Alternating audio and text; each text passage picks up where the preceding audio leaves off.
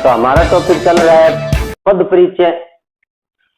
पद परिचय में हम अविकारी पदों का परिचय पढ़ रहे थे, जिसमें क्रिया विशेषण पद का परिचय, क्रिया विशेषण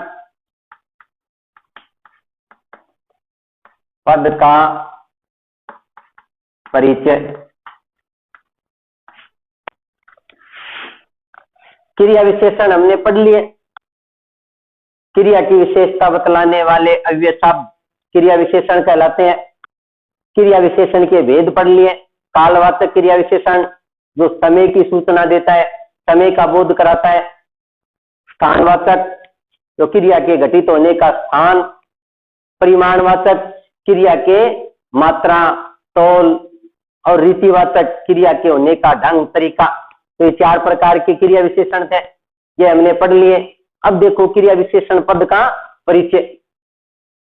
आपको बता देता हूं कि संज्ञा, सर्वनाम, विशेषण, क्रिया ये विकारी पद है। इनका परिचय देते समय हमने लिंग, वचन, कारक ये लिखे और उस शब्द का भेद की संज्ञा है, सर्वनाम है। वे तो विकारी जो बदलते रहते हैं, लेकिन ये अविकारी जो कभी बदलते नहीं है। इनमें हमें सिर्फ है, जैसे क्रिया विशेषण पद का परिचय दे रहे हैं तो क्रिया विशेषण का भेद लिखना है और उसकी विशेषता, इसमें 2 ही बिंदु लिखने हैं। तो जैसे ये उदाहरण है, वह कल आएगा, वह कल आएगा। और यहां रहेगा,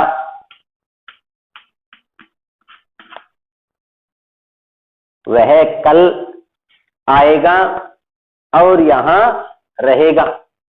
सही है, आए ये लिखो, सही प्रकार भी लिख सकते हैं, आएगा। वह कल आएगा और यहां रहेगा। देखो ये क्रिया विशेषण है, ये भी क्रिया विशेषण है। वह, इसका परिचय हमने पढ़ लिया क्योंकि ये सर्वनाम है। आएगा, रहेगा, इनके परिचय तो हमने पढ़ लिए कि ये विकारी है। अब देखो कल बताया ना कि कल किसका सूचक है? आज, कल, परसों, रोजाना, प्रतिदिन, हमेशा। कालवाचक क्रिया विशेषण, कालवाचक क्रिया विशेषण। एक बिंदु ये हो गया। दूसरा बिंदु की विशेषता लिखना है। संबंध की कालवाचक क्रिया विशेषण, ये कल शब्द है, ये क्या बता रहा है? समय का बोध कराता है। या इस प्रकार भी लिख सकते हैं, आएगा क्रिया के समय का बोध कराता है। यहां पर ये भी लिख सकते हैं, आएगा क्रिया के समय का बोध कराता है। ये हो गया कल का परिचय। इसी प्रकार यहां,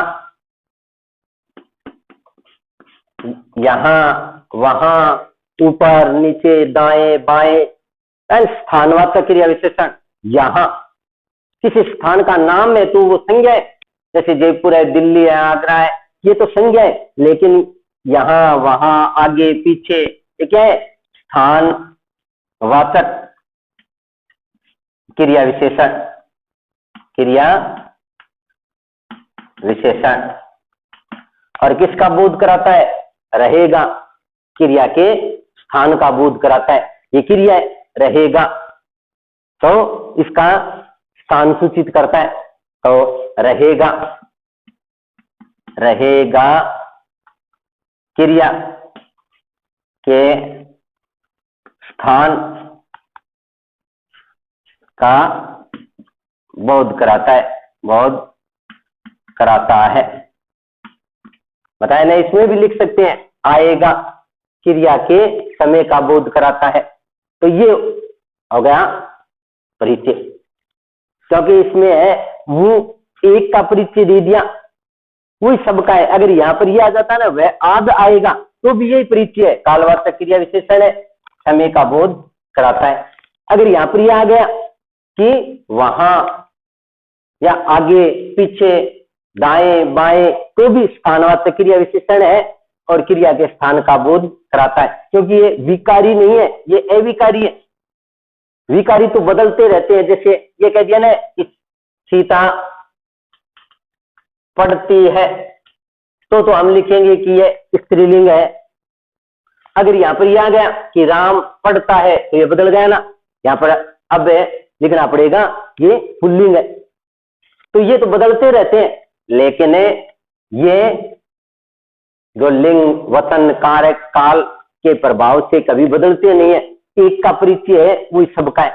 यानी कालवाचक क्रिया विशेषण में जितने भी शब्द आते हैं, कल परसों आज रोजाना प्रतिदिन रात भर दिन भर, सबका ये लिखना पड़ेगा कालवाचक क्रिया विशेषण है, समय का बोध कराता है। इसी प्रकार स्थान है तो स्थानवाचक क्रिया विशेषण है, स्थान का बोध कराता है। तो और उदाहरण देखो, जैसे ये कह दिया गाय धीरे धीरे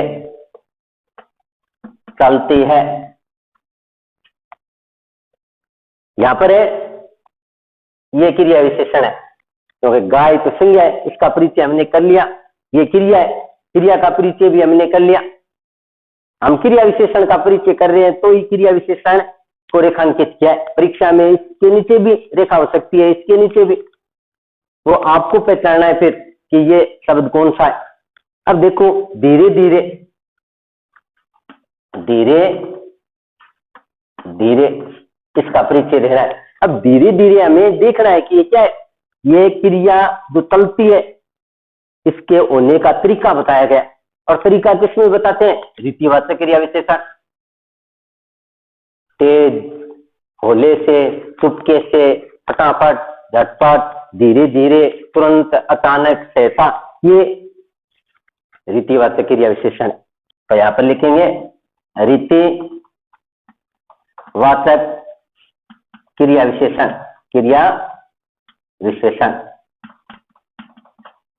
और किसका चलती है क्रिया की रीति का बोध कराए। यहां पर क्या लिखेंगे, चलती है क्रिया की रीति का बोध कराता है।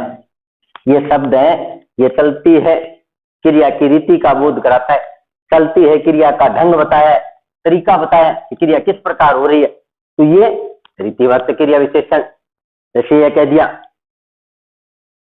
वह कम बोलता है, वह कम बोलता है। अब इसका परिचय हम देंगे कम, तो क्या हो गया ये, कम, ज्यादा, अधिक, थोड़ा, अत्यंत, अति, अधिक, ये क्या है, परिमाण, मात्रा। बोलता है क्रिया की क्या बताइए, इसमें मात्रा बताइए, तो ये हो गया परिमाणवाचक क्रिया विशेषण। परिमाण वाचक क्रिया विशेषण, क्रिया विशेषण, परिमाणवाचक क्रिया विशेषण। फिर क्या लिखेंगे, बोलता है क्रिया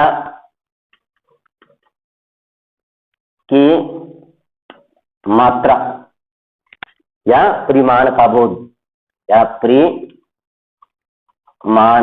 का बोध कराता है। ये क्या हो गया, परिमाणवाचक क्रिया विशेषण। तो ये क्रिया विशेषण, जैसे चारों क्रिया विशेषण आगे, इसमें कालवाचक, स्थानवाचक, रीतिवाचक, परिमाणवाचक। अगर यहाँ पर शब्द चेंज कर दिया तो भी कोई परिवर्तन नहीं होगा। वहां पर तो शब्द चेंज कर दिया, सीता की जगह राम कर दिया तो चेंज हो गया, लेकिन यहाँ पर कम की जगह अगर ये बोलता है अधिक बोलता है तो भी ये होता परिमाणवाचक क्रिया विशेषण। बोलता है क्रिया की मात्रा या परिमाण का बोध कराता है। यानी एक शब्द है, उसका जो पद परिचय वही सबका है। जैसे परिमाणवाचक में जितने शब्द आते हैं सबका एक ही है, चाहे कम में, अधिक, ज्यादा, अत्यंत, अति।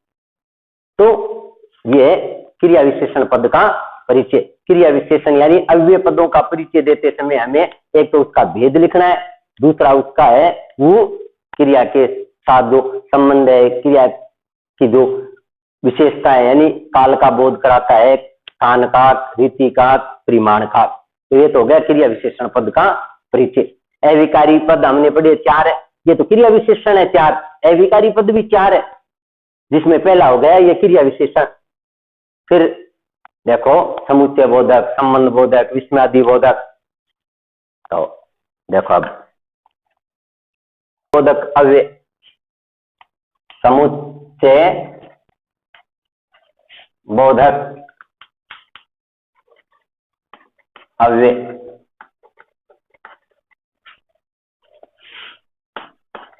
समुच्चय बोधक अव्यय। हम वाक्य पढ़ते हैं, सरल वाक्य, संयुक्त वाक्य, मिश्र वाक्य। तो संयुक्त वाक्य होता है, मिश्र वाक्य होता है जो दो वाक्यों को जोड़ने का काम करता है।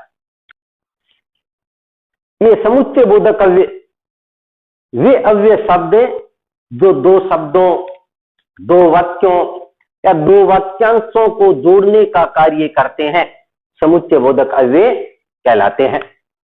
देखो वे अव्यय शब्द, वे अव्यय शब्द जो दो शब्दों, वाक्यांशों, दो शब्दों, वाक्यांशों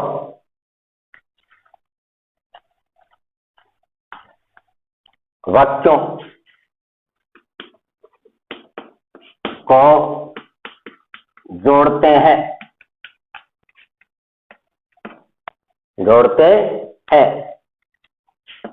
समुच्चय बोधक अव्यय कहलाते हैं। समुच्चय बोधक अव्यय कहलाते हैं।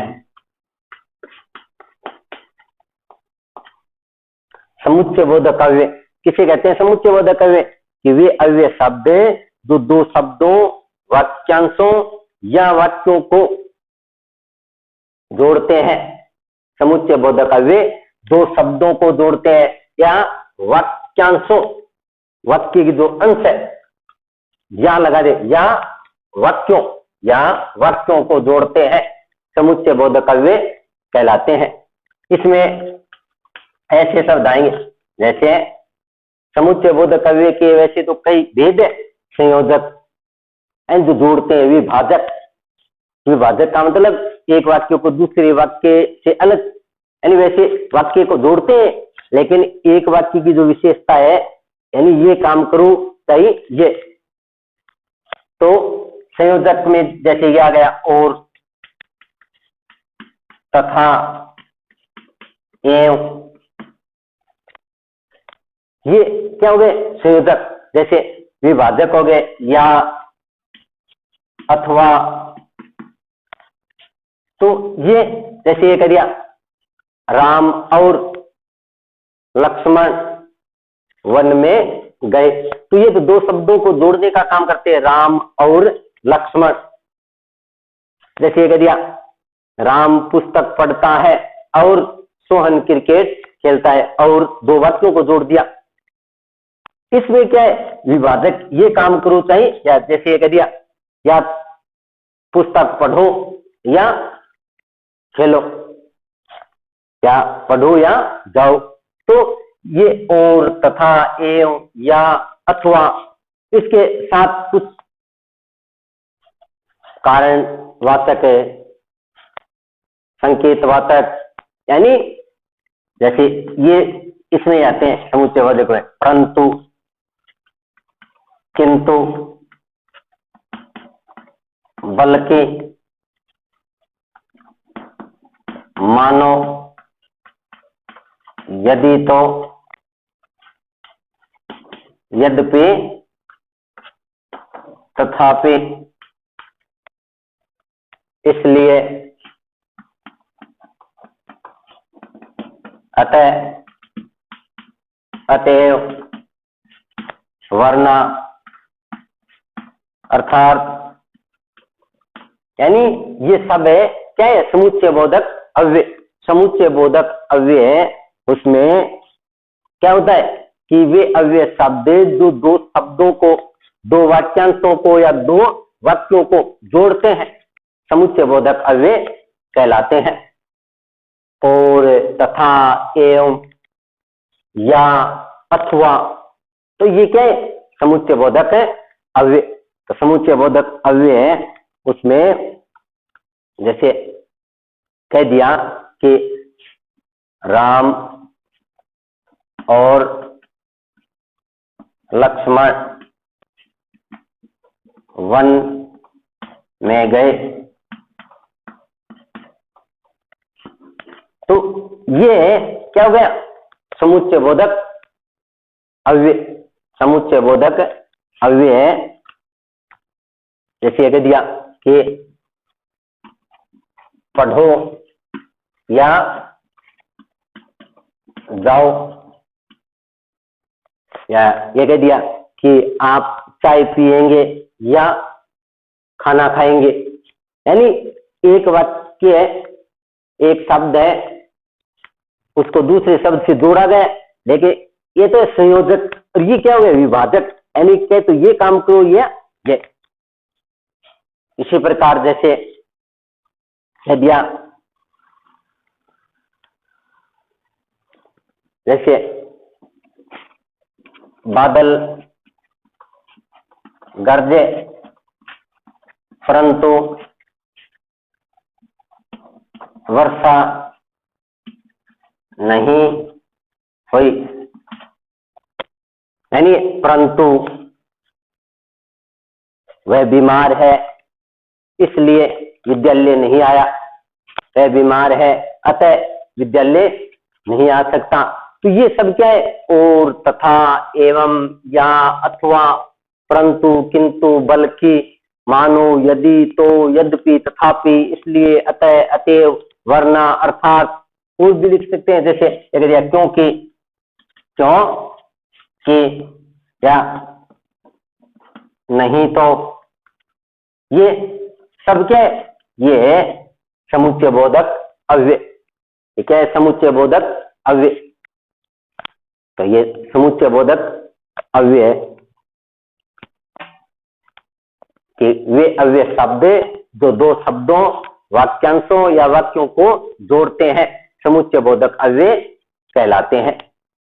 ये समुच्चय बोधक अव्यय ऐसे तो बताया नहीं, इनके अलग अलग भेद भी लिख सकते हैं कि ये संयोजक है, ये विभाजक है, ये वो प्रतिषेध या विरोध प्रदर्शन कर रहे हैं, ये वो कारण प्रदर्शन कर रहे हैं।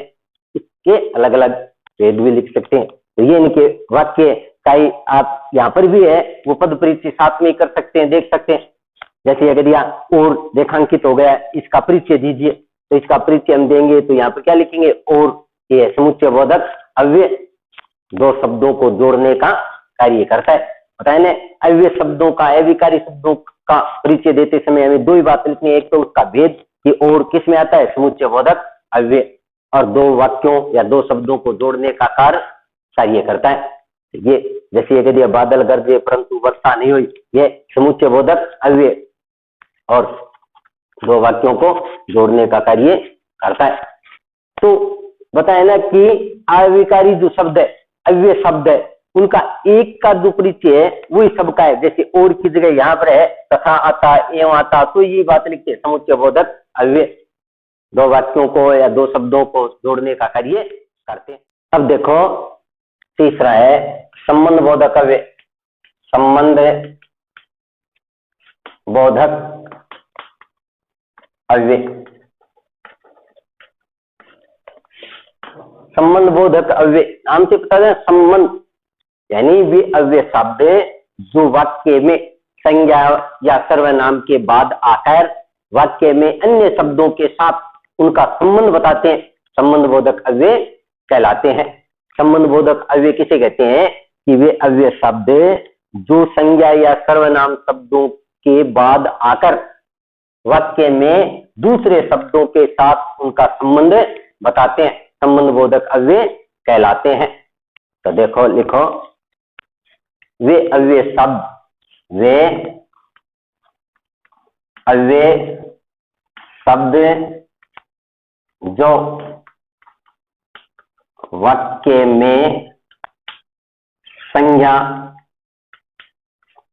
या सर्वनाम, संज्ञा या सर्वनाम के बाद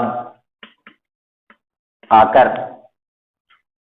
वे अव्यय शब्द जो वाक्य में संज्ञा या सर्वनाम के बाद आकर वाक्य में अन्य शब्दों के साथ उनका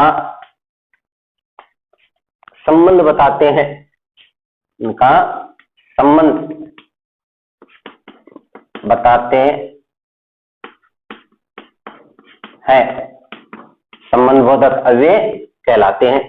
वे अव्यय शब्द जो संज्ञा या सर्वनाम शब्दों के बाद आते हैं, वे अव्यय शब्द जो वाक्य में संज्ञा या सर्वनाम शब्दों के बाद आते हैं, आकर के वाक्य में अन्य शब्दों के साथ उनका संबंध बताते हैं, वे क्या कहलाते हैं? वे कहलाते हैं वो संबंध बोधक अव्यय।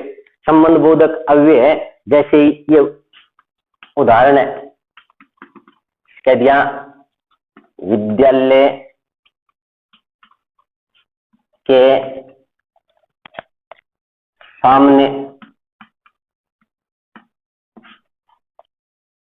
बगीचा है, या विद्यालय के आगे बगीचा है, विद्यालय के पीछे। तो ये के सामने, ये क्या हो गया? ये विद्यालय का और बगीचे का क्या बता रहा है? संबंध। ये संज्ञा शब्द हो गया, और संज्ञा शब्द के बाद आकर के वाक्य में जो अन्य शब्द है उनका संबंध बताते हैं। तो क्या हो गए? संबंध। तो ये शब्द है जैसे के आगे, के पीछे, के सामने, के दाएं, के बाएं, के ऊपर, के नीचे, के समीप, के पास, के निकट, के अंदर या के भीतर, के बाहर, के बदले, के बिना। यानी इसमें आते तो यही शब्द है, आगे, पीछे, बाहर, भीतर। अब हमने पीछे भी पढ़े क्रिया विशेषण में भी, आगे, पीछे, बाहर, भीतर, दाएं, बाएं, ऊपर, नीचे, स्थानवाचक क्रिया विशेषण में पढ़े हमने। इसमें और उसमें अंतर है। ये तो क्या है? संज्ञा शब्दों के बाद आकर वाक्य में दूसरे शब्दों के साथ इनका क्या बताते हैं? संबंध। और वो है वो क्रिया की घटित होने की स्थान का बोध कराते हैं। जैसे ये कह दिया कि विद्यालय के सामने बगीचा है, तो बगीचे और विद्यालय का क्या बता दिया? संबंध। और वो क्या है? अगर ये कह दिया, देखो ये कह दिया कि पेड़ के ऊपर पक्षी बैठा है, तो पेड़ संज्ञा है, इसके बाद आए ये शब्द और वाक्य में जो अन्य शब्द है उनका इनके साथ क्या बता दिया? संबंध। कि पेड़ के ऊपर पक्षी बैठा है, तो पेड़ और पक्षी का क्या हो गया? यहाँ पर संबंध दर्शा दिया। तो ये के ऊपर क्या हो गया? संबंध बोधक अव्यय। और वो है क्रिया विशेषण। क्रिया विशेषण है स्थानवाचक क्रिया विशेषण। उसमें क्या है? क्रिया के घटित होने के स्थान का। जैसे कह दिया वह ऊपर उड़ता है, वह बाहर बैठा है, वह आगे जा रहा है, तो वो तो क्रिया के स्थान का बोध है। लेकिन यहाँ पर है वो एक संज्ञा या सर्वनाम के बाद आकर के और वाक्य में अन्य शब्दों के साथ संबंध बताया। उसमें तो क्या कह दिया, जैसे कह दिया वह आगे चलता है या आगे जा रहा है, तो ये तो क्रिया के स्थान का बोध बता रहा है कि आगे यानी स्थान हो गया। अगर ये कहता कि विद्यालय के आगे मंदिर है या विद्यालय के आगे सड़क है, विद्यालय के सामने, तो यहाँ पर है वो सीधा आएगा, सीधा आगे पीछे दाएं बाएं, तो क्रिया विशेषण है वो। और ये लगे ना के सामने, के दाएं, के पीछे, के बाएं, तो ये क्या है, ये सब है समुच्चय बोधक। जैसे कह दिया घर के पीछे, घर के पीछे मंदिर है, मंदिर है, तो यह के पीछे, के बाहर, के भीतर, के ऊपर, के निकट, के बिना, के बदले, ये सब क्या है, ये सब है वो संबंध बोधक अव्यय। कि वे अव्यय शब्द जो संज्ञा या सर्वनाम शब्दों के बाद आते हैं और वाक्य में अन्य शब्दों के साथ उनका संबंध बताते हैं, संबंध बोधक अव्यय कहलाते हैं। ये संबंध बोधक अव्यय। अब देखो लास्ट समुच्चय बोधक अव्यय, विस्मयादि बोधक अव्यय। विस्मयादि बोधक अव्यय, विस्मयादि बोधक अव्यय क्या है कि वे अव्यय शब्द जो हर्ष, शोक, घृणा, खुशी, प्रशंसा, कष्ट, आश्चर्य आदि का भाव प्रकट करते हैं, विस्मयादि बोधक अव्यय कहलाते हैं। तो देखो वे अव्यय शब्द जो हर्ष, शोक, घृणा, कष्ट, हर्ष, शोक, घृणा, कष्ट, विस्मय या आश्चर्य, विस्मय या आश्चर्य कोई नाम देखो कि वे अव्यय शब्द जो हर्ष, शोक, घृणा, कष्ट, विस्मय या आश्चर्य, प्रशंसा आदि का भाव प्रकट करते हैं, उन्हें विस्मयादि बोधक अव्यय कहते हैं। उन्हें विस्मयादि बोधक अव्यय कहते हैं। तो ये विस्मयादि बोधक अव्यय, विस्मयादि बोधक अव्यय कि वे अव्यय शब्द या जिन अव्यय शब्दों से हर्ष, शोक, घृणा, कष्ट, विस्मय, आश्चर्य, प्रशंसा आदि का भाव प्रकट करते हैं, विस्मयादि बोधक अव्यय कहलाते हैं। विस्मयादि बोधक अव्यय है तो जैसे ये कह दिया अरे वह मकान गिर गया, तो यहां पर ये क्या है, विस्मयादि बोधक अव्यय। आश्चर्य प्रकट किया है, मकान है वो गिर गया, तो अचानक तो आश्चर्य, अरे वह मकान गिर गया, तो विस्मयादि बोधक अव्यय उनमें ये विस्मय बोधक चिन्ह लगता है, ये भी एक पहचान है। तो ये विस्मयादि बोधक अव्यय आश्चर्य का बोध कराता है। ऐसे बहुत से शब्द है, जैसे ये हो गया एक अरे, इसी प्रकार आ है, ओ है, वाह, फिर छी, धत हट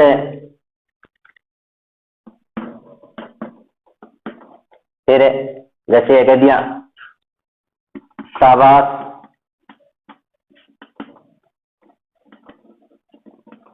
बहुत अच्छा, हाय, ये सब क्या है? ये विस्मयादिबोधक अव्यय, यानी विस्मयादिबोधक अव्यय जो क्या प्रकट करते हैं? हर्ष, शोक, खुशी, घृणा, तो ये सब विस्मयादिबोधक अव्यय। जैसे ये कह दिया वह कितना सुंदर चित्र है, तो ये शब्द क्या? ये विस्मयादिबोधक अव्यय, यानी हर्ष, खुशी प्रकट की है ना, हर्ष या खुशी प्रकट की है, तो ये क्या है? ये हो गया विस्मयादिबोधक अव्यय। तो ये सब है विस्मयादिबोधक अव्यय जो कहीं पर तो खुशी प्रकट करते हैं, कहीं पर है घृणा, जैसे कह दिया छी छी, या धत हट, या इसके साथ और भी लिख सकते हैं, जैसे लिख दिया बाप रे, या लिख दिया राम राम, या तौबा तौबा। तो ये सब क्या है? ये विस्मयादिबोधक अव्यय। अरे आ है, ओ है, कई स्वीकार करने वाले जैसे जी हाँ, तो ये आदि शब्द है, ये क्या है? विस्मयादिबोधक अव्यय। अब इसका हम परिचय दें तो ये जैसे ये आ गया, तो हम लिखे विस्मयादिबोधक अव्यय, और किसका बोध करा रहा है? हर्ष का बोध कराता है, क्योंकि वह है कितना सुंदर चित्र है, तो वह एक प्रकार की खुशी हुई है, हर्ष। तो जैसे ये कह दिया अरे वह मकान गिर गया, विस्मयादिबोधक अव्यय। तो ये तो हो गए अव्यय। अब देखो इनका परिचय, देखो देखो ये कह दिया घर के पीछे बगीचा है, तो के पीछे, तो इसका हम परिचय देंगे के पीछे, तो क्या लिखेंगे? संबंध बोधक अव्यय। पहला तो यह हो गया संबंध बोधक अव्यय। फिर घर जो संज्ञा है उसका बगीचे के साथ क्या बताएं? संबंध बताएं, तो यहां पर लिखेंगे घर संज्ञा का अन्य शब्दों के साथ संबंध बताया है या बताता है, या घर और बगीचे का संबंध बताया, ये भी लिख सकते हैं, घर और बगीचे का संबंध बताया। तो ये यहाँ पर अगर ये आता ना घर के आगे बगीचा है, तो भी यही बात लिखते, संबंध बोधक अव्यय। इसी प्रकार जैसे ये कह दिया राम और श्याम जा रहे हैं, तो और क्या हो गया? ये हो गया समुच्चय बोधक अव्यय। समुच्चय बोधक अव्यय, और दो शब्दों को जोड़ने का काम कर रहा है, राम और श्याम, दो शब्द है उनको जोड़ने का काम कर रहा है। तो सीधा लेके दो शब्दों को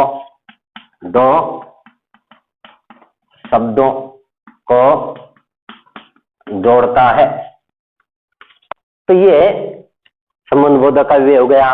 क्या हो गया? समुच्चय बोधक अव्यय। तो इस प्रकार ये जैसे ये कह दिए थे कि वह कितना सुंदर चित्र है, वह कितना सुंदर चित्र है, या कह देते वह कितना सुहावना मौसम है। तो यहाँ पर ये वह है क्या है ये विस्मयादि बोधक अव्यय, विस्मयादि बोधक अव्यय। और क्या सूचित कर रहा है? हर्ष का भाव प्रकट कर रहा है, बोध कराता है। तो ये अविकारी पदों का परिचय। तो हमने पद परिचय का पूरा टॉपिक पढ़ लिया, जिसमें 4 तो विकारी पदों का परिचय, 4 ये अविकारी पदों का परिचय। तो ये हमारा हो गया पद परिचय। तो आज तो पद परिचय कंप्लीट हो गए। अब अगला बिंदु कल करेंगे।